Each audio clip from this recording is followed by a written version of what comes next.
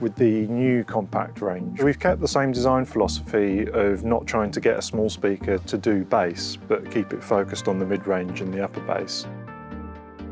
I think the new port on the F5 really cleans up the lower end of its register. It's quite noticeable when the voice fundamental is clearer, and that's one thing that the new port really gives to the F5 there. It's a really useful speaker, just filling in little gaps and doing lots of odd jobs.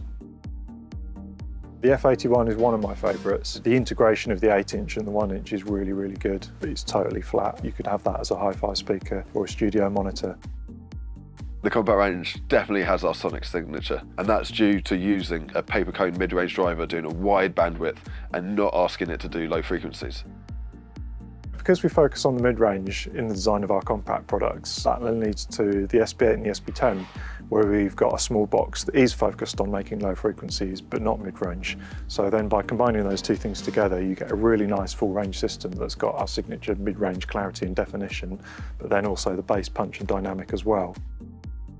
What you don't see from looking at it is that the 101 is as loud as a lot of 12-inch or bigger PA speakers. I've done full live bands on 2 F101s and a BL115, and it was really good. It's a really useful speaker where you need it to be really loud but from quite a small box. When you want the quality of the 81 but you need more level.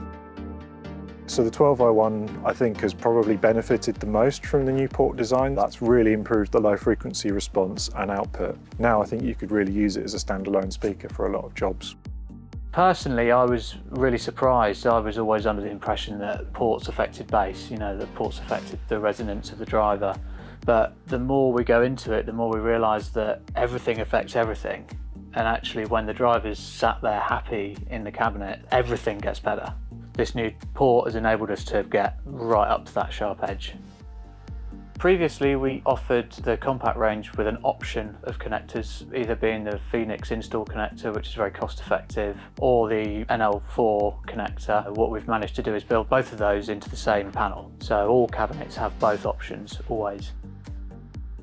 When it comes to installs, the existing yokes will all fit the new 0.2 versions. All the wall brackets will as well. For the 1201, we've got a slightly extended wall bracket because it stands a little bit further off the wall. That makes it really easy for our installers who might already carry stock of accessories.